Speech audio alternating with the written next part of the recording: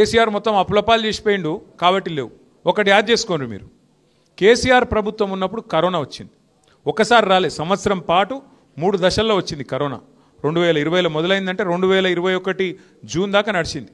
అప్పుడు ప్రభుత్వానికి ₹1 ఆదాయం లేకుండే, ఎందుకంటే ఇక బయట కొనేటోడు లేదు, అమ్మేటోడు లేడు, యాడికెళ్ళి వస్తుంది ఆదాయం? 0. మరి కేసీఆర్ ప్రభుత్వం ఉండి ప్రభుత్వానికి 0 ఆదాయం, అప్పు కాదు 0, ఏమి లేదు. ఆ రోజు రైతు బంధు ఆగిందా? కళ్యాణ లక్ష్మి ఆగిందా? ముసలోళ్ళ పెన్షన్లు ఆగినాయా? కేసీఆర్ కిట్లు ఆగినాయా? బతుకమ్మ సీరియల్ ఆగినాయా? మరి రూపాయి ఆదాయం లేకుండా కేసీఆర్ ఏమో అన్నిస్తాడు, నీకేమో వడ్డిచ్చిన పల్లెం లెక్క వడ్డిచ్చిన ఇస్తారు లెక్క మంచిగా పెట్టి కట్టిన ఇల్లు పెట్టిన పోయి అన్నట్టు మంచిగా అపైపోతే నీకేమో ఏ చేతగాక కేసీఆర్ అప్లపాలు చేసిపోయిందని మాట్లాడతావు. అక్కడ కావాల్సింది ముఖ్యమంత్రికి నడిపెట్టోనికి కండ కాదు, గుండె ఉండాలి. ఒక గుండె ఉన్న నాయకుడు కేసీఆర్, కలేజా ఉన్న నాయకుడు కేసీఆర్. కాబట్టి కరోనా ఉన్నప్పుడు కూడా ఇచ్చిండు. రైతు బంధు పడ్డది, కళ్యాణ లక్ష్మి పడ్డది, షాదీ ముబారక్ పడ్డది, కేసీఆర్ కిట్ పడ్డది, రంజాన్కు తోఫా వచ్చింది, క్రిస్మస్ గిఫ్ట్ వచ్చింది, అన్నీ వచ్చినాయి. ఇవాళ ఏం వస్తలేవు. కేసీఆర్ కిట్ బంధు, బతుకమ్మ చీర బంధు, రంజాన్ తోఫా బంధు, క్రిస్మస్ గిఫ్ట్ బంధు, రైతు బంధు కట్టు, అన్ని కట్టు. మరి ఏడవైనాయి పైసలు, ఏడబోతున్నాయి?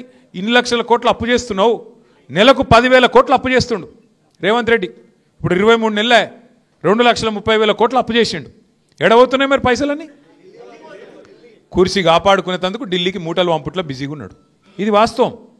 మళ్ళీ మనం గట్టిగా అడిగినాం అనుకో, ఏయ్ నీ గుడ్లు వీకి గోటీలు ఆడతా, పేగులు తీసి మెడలు వేసుకుంటా, ఏమన్నా బోటి కొట్టేటోడు మాట్లాడే మాటలు, పేగులు మెడలు వేసుకుంటేంది ముఖ్యమంత్రి నాకు అర్థం కాదు.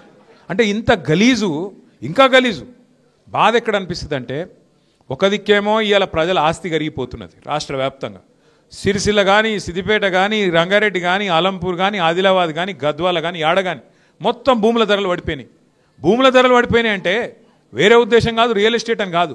ఒక మనిషికి ఒక ధీమా, భూమి అంటే నా భూమి ఉన్నది, నాకో 1000 గదాలు ఉంది భయ్ హైదరాబాద్లో, ఏమైనా సరే చూసుకుంటా అనే ఒక ధీమా ఉంటుంది. ఇలా దాని విలువ అట్లా హారతి కర్పూరం లెక్క కరిగిపోతుంటే ఆ ధీమా ఉంటుంది ఆ మనిషికి.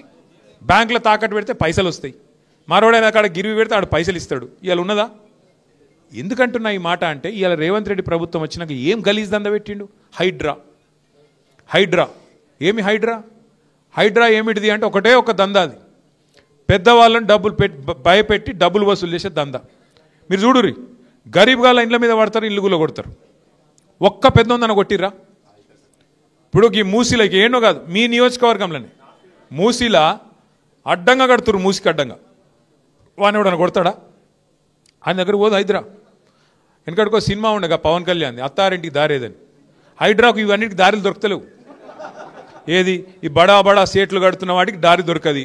గరీబులది ఆడుంటే అడవి మాత్రం అర్ధరాత్రి పోయి కొట్టాలి. వాళ్ళ దగ్గర కాగితాలు ఉన్నా వాళ్ళు అయ్యో మా దగ్గర కాగితాలున్నాయి చూడంటే చూడరు, హైకోర్టు ఆర్డర్ ఉందంట చూడరు, కొట్టిపారేయాలి. వాళ్ళు వీళ్ళేంది ముఖ్యమంత్రి సొంత అన్న తిరుపతి రెడ్డి, ఆయన ఇల్లే చెర్లుంది, ఆయనది మాత్రం ముట్టరు. చూడరు మీరు, జాగ్రత్తగా ఇనుర్రి. పట్నం మహేందర్ రెడ్డి ఉన్నాడుగా, ఆయనది మంచిగా మా చెర్లనే ఉంది కదా గెస్ట్ హౌస్, మరి దాని ఎందుకు ముట్టవు? మీ దానిలో ఉంది కదా కొత్తవాళ్ళు కూడా, మంచి చెర్ల మధ్యలో కట్టిండు, దాన్ని ఎవరు ముట్టరు. పక్కకు వివేక్ వెంకటస్వామి మంత్రి, ఆయనది చెర్లనే ఉంది బఫర్లా, ఆయనది ముట్టరు. పొంగులేటి శ్రీనివాసరెడ్డిది ఎక్కడ చెర్ల కాకపోతే ఉన్నదా? మరి అది ఎవరు ముట్టరు? పక్క కేవీపీ రామచంద్రరావు ఉన్నాడు, ఆయనది ముట్టరు. అంటే పెద్దోళ్ళకేమో హైడ్రా రావద్దు, పెద్దోళ్ళ అడ్రస్ తెలియదు హైడ్రాకు. చిన్నోళ్ళు గరీబ్ గాడు చిన్న 60 గదాలు 40 గదాలు 30 గదాలు ఉంటే వాని మాత్రం పోయి కొట్టాలి, అడిగేటోడు లేడు, చెప్పేటోడు లేడు, ఇష్టం. పెద్దోళ్ళ దగ్గర పైసలు దొబ్బాలి, బెదిరియాలి, చిన్నోళ్ళకి మాత్రం ఈ రకంగా కూలగొట్టి ఎందో చేస్తున్నట్టు పోజులు కొట్టాలి. ఇదేనా హైడ్రా? ఎందుకు కుప్పగులింది ఇవాళ రియల్ ఎస్టేట్? ఈ దిక్కుమాలిన ఆలోచనలు, ఈ దిక్కుమాలిన విధానాలతో బెదిరించుడు, చెవి పెట్టి పిండుడు, స్క్వేర్ ఫీట్కి ఇంత అని రేటు పెట్టుడు, ఎన్ని గలీజ్ పనులండి ఈ రాష్ట్రంలో ఈ 2 ఏళ్లలో. అన్నిటికన్నా చేసిన గలీజ్ పని ఏంటంటే రేవంత్ రెడ్డి అసలు ఫస్ట్ అధికారంలోకి రాగానే మొట్టమొదటి దెబ్బ కొట్టింది మీ రాజేంద్ర నగర్ నియోజకవర్గాన్ని. మొదటి దెబ్బ రాగానే ఒకటే సెకండ్, మొదటి రోజు రెండో రోజు ఎయిర్పోర్ట్ మెట్రో రద్దు. ఏమిటికి పెట్టినాం ఎయిర్పోర్ట్ మెట్రో? పిచ్చిలేసా? హైదరాబాద్ అసంటి సిటీకి ఓఆర్ఆర్ ఉన్నా కూడా ఇవాళ ఇంకా డెవలప్ అయ్యే ఛాన్సు ఇటు పశ్చిమ భాగానికి, అటు కొద్దిగా దక్షిణ భాగానికి ఉన్నది. అటు మహేశ్వరంకి వెళ్ళి మొదలు పెడితే, కేసీఆర్ గారు పెట్టిన ఫార్మాసిటీ నుంచి మొదలు పెడితే యువతల దాకా శంషాబాద్ దాకా బ్రహ్మాండంగా, ఇక్కడ ఎట్లయితే గచ్చిబౌలి ఇడిదిక్కు ఎట్లయితే అయిందో నానక్రామ్ కూడా ఖాజా కూడా అట్లనే అవతల దిక్కు కూడా చేయాలన్నది కేసీఆర్ గారి ఆలోచన. దానికి అనుగుణంగా ఒక ఎయిర్పోర్ట్ మెట్రో మాత్రమే పెట్టలే కేసీఆర్ గారు. క్యాబినెట్లో నేను సబితక్క మేమందరం ఉన్నాం. 2023లో క్యాబినెట్లో 400 కిలోమీటర్ల మెట్రోని మనం మంజూరు చేసినాం. ఒకటి కాదు, రెండు కాదు. ఎయిర్పోర్ట్ 37 కిలోమీటర్లు. ఎయిర్పోర్ట్ కూడా ఎందుకు పెట్టినాం? మైండ్ స్పేస్ నుంచి 3 కారణాలు. మధ్యలో బుద్వేల్ కాడ ఒక స్టాప్ ఉంటుంది, నార్సింగి కాడ ఒక స్టాప్ ఉంటుంది, శంషాబాద్ కాడ ఆఖరి స్టాప్ ఉంటుంది. అప్పుడు ఏమవుతుంది? అది కేవలం ఎయిర్పోర్ట్కి పోయటానికి వనికొచ్చుడు కాదు. ఎవరన్నా శంషాబాద్లో విల్లాస్ కట్టుకున్నా, అపార్ట్మెంట్లు కట్టుకున్నా, ఆడగొనుక్కున్నా, ఫైనాన్షియల్ డిస్ట్రిక్ట్లో ఇక్కడ పనిచేస్తుంటే కొండాపురంలో మాదాపురంలో ఆడెక్కి ఇక్కడ దిగుతారు. వాళ్ళ కార్లలో వచ్చే అవసరం ఉండదు. ఇప్పుడు మీరు చూస్తూనే ఉన్నారు ట్రాఫిక్ ఎంత పెరుగుతుందో. ట్రాఫిక్ ఇంత అడ్డగోలుగా పెరుగుతుంది, ఇంకా భవిష్యత్తులో కూడా ఇంకా పెరుగుతుంది. కాబట్టి ఆ బాధ రావద్దు అన్న ఉద్దేశంతో ఇక్కడ బుద్వేల్లా, నార్సింగిలా, శంషాబాద్లా అన్ని చోట్ల స్టాపులు పెట్టి ఆంచెల్లిడికి వచ్చిపోయేందుకు సౌలత్ అనేది ఒకటి సృష్టిస్తే మొత్తం అయిపోయింది. టెండర్ అయిపోయింది. 6,000 కోట్లు పైసలు తయారు చేసి పెట్టినాం. జిఎంఆర్ ఆయన కొంత కట్టిండు, టీఎస్ఐఎస్ నుంచి కొంత కట్టించినాం, మొత్తం హెచ్ఎండిఏ నుంచి కొంత కట్టించినాం. అన్ని పైసలు తయారు చేసి మొత్తం పల్లెమంతా తయారు చేసి వడ్డించి పెడితే టెండర్ కూడా అయిపోయి పని చాలు చేసేందుకు రెడీగా ఉంటే ఈయన రాగానే రద్దు చేసి పారేసిండు. ఎందుకు రద్దు చేసినావా అంటే ఆయనకు ఒక అనుమానం అట, నాకేమో భూములు ఉన్నాయట మధ్యలో. ఇక నాకు భూములు ఉన్నాయట, నా మీద కోపంతో దాన్ని రద్దు చేసిండు. ఎగిసొంటోడు ముఖ్యమంత్రి. ఏం చెప్పాలి? ఇలా రాజేంద్ర నగర్ నియోజకవర్గం మరి ఆ భూములు ఏమైనా ఉంటే మరి ఆయనకే రాసిస్తా సపరేట్గా చూపెట్టమని సవితక్క అంటుంది. నేను రేవంత్ రెడ్డి గారికి బంపర్ ఆఫర్ ఇస్తున్నా, నా భూములు ఎక్కడున్నాయో చూపెడతా, నీకు దండం పెడతా. నాకు కూడా ఎరకలేదు. మరి ఈ కంపెనీ నాదే అంటాడు, ఆ కంపెనీ నాదే అంటాడు, ఈ బిల్డింగ్ నాదే అంటాడు, ఆ బిల్డింగ్ నాదే అంటాడు. 2 ఏళ్ళకెళ్ళి జల్లడబడుతుండు. యాడా ఏమేమి ఉన్నాయి తీయాలి, తవ్వుండ్రి, తీయండ్రి, వీని జైల్లో నూకుర్రి. యాదికుందా పోయిన దీపావళి? రేపు దీపావళి కదా. పోయిన దీపావళికి ఒక ఆయన ఉన్నాడు మంత్రి, బాంబులేట్ అన్నాడు. బాంబులు వెళ్తావా అన్నాడు. మరి ఆ దీపావళి వీకింది, ఈ దీపావళి వచ్చింది. ఈ దీపావళికి వాళ్ళ ఇళ్ళనే బాంబులు వెళ్ళినాయి. చూసిరు కదా మీరు. నిన్న వాళ్ళ పంచాయతీలు పంచుకునుడు, గుద్దుకునుడు, టెండర్ ఆయన కావన్నట, ఈమె కావన్నట, ఆయన గుంజుకుండట, ఈయన గుంజుకుండట, తుపాకులు పెట్టుడట. మనం ఉన్నప్పుడేమో పారిశ్రామికవేత్తలకు గొడుగులు పట్టి, ఛత్రీలు పట్టి వాళ్ళని తీసుకుపోయినాం. ఇలా వీళ్ళేమో తుపాకులు పెడతాను.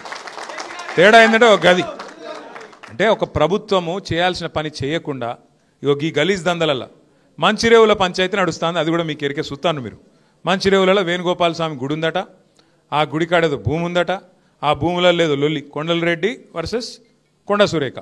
ఇక 2 కొండలు కొట్టుకొని మధ్యలో బాధితులు మీరు. ఎందుకు చెప్తున్నా ఇదంతా అంటే అస్సలు పని చేస్తలేరు. మహిళలకు 2,500 ఎప్పుడు ఇవ్వాలి తెలియదు, రైతులకు రైతు బంధు వేయాలన్నా వద్దా తెలియదు, బోనస్ ఇవ్వాలన్నా తెలియదు, ఓ పరిశ్రమ తేవాలన్నా పరిశ్రమ తెచ్చుడు ఎక్కడిది, ఉన్న పరిశ్రమలే వీక్తుంటాయి. కాబట్టి అదొక లొల్లి.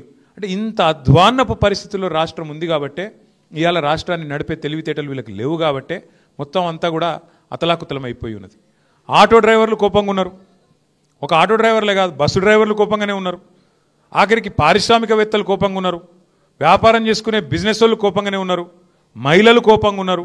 ఈ రాష్ట్రంలో కోపంగా లేని వాళ్ళు ఎవరో ఒకరిని చూపెట్టు నాకు. ఫలానా వర్గానికి మంచిగా చేసినా నేను, వాళ్ళు నాకు ఓటేయాలి ఫలానా కారణం అని చెప్పేది ఏదైనా ఉందా? మైనారిటీ సోదరులకు మాటలు చెప్పారు. ఏం చెప్పినారు? 4,000 కోట్ల బడ్జెట్ పెడతా, మైనారిటీ सब प्लान పెడతా. क्या करे फिर आप? लगाए सब प्लान. माइनॉरिटी को आज तक एक एमएलए नहीं दिए, एक एमएलसी नहीं दिए, एक मिनिस्टर भी नहीं दिए. और 4,000 करोड़ बजट बोले. कहाँ है 4,000 करोड़ बजट? रमजान का जो तोहफा मिलता था केसीआर साहब के टाइम पे वो भी खत्म, उसको भी खत्म कर दिया आप. अगर हैदराबादी लैंग्वेज में बोलना है, हैदराबादी लैंग्वेज में अगर बोलना है, पूरा तेलंगाना को और हैदराबाद को बैगन में मिला दिया.